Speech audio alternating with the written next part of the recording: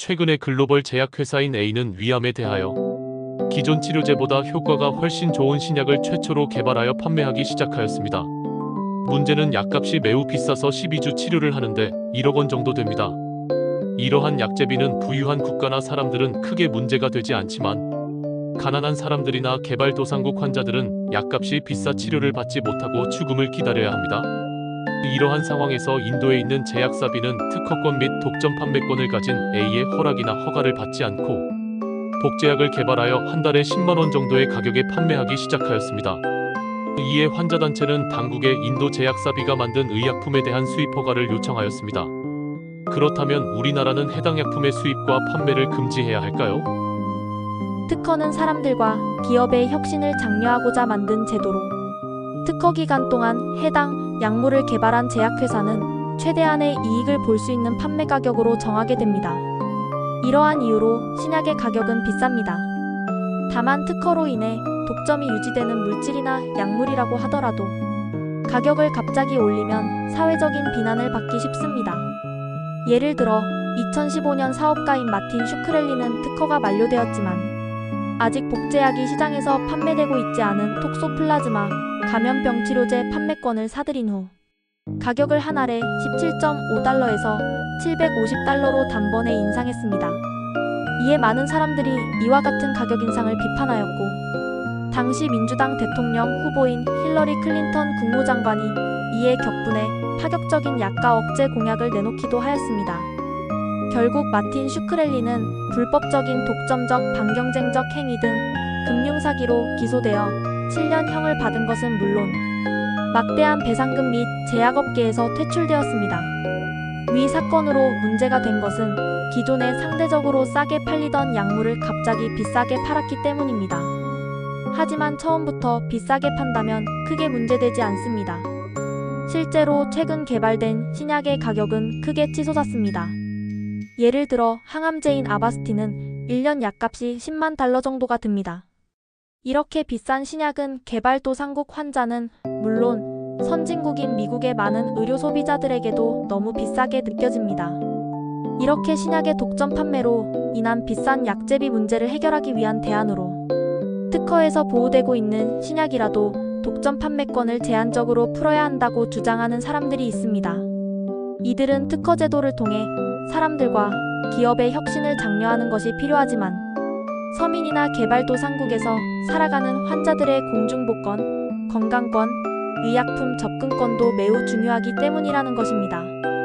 하지만 건강권을 강조하면 제약회사들은 더 이상 혁신을 장려하지 않을 우려가 있는 것도 사실입니다. 이에 대한 대안으로 신약의 특허가 유지되는 기간 동안 개발도상국만 싸게 팔거나 아니면 특허 기간임에도 불구하고 개발도상국의 일정 정도 복제약 판매를 허용하는 방법이 제한되고 있습니다.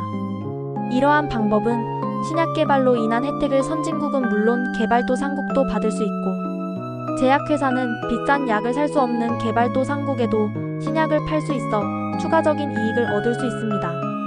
하지만 이러한 방법은 싸게 공급된 약물이나 복제약이 다시 선진국으로 흘러 들어가게 되어 결국은 신약을 개발한 제약회사에 막대한 손해를 입힐 수 있다는 우려가 있습니다.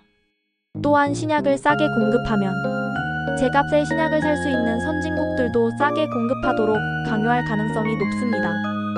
최근 일부 개발도상국은 특허 기간이 만료되지 않아도 현지 제약사가 복제약을 생산할 수 있도록 하고 있습니다. 가장 대표적인 나라가 인도입니다.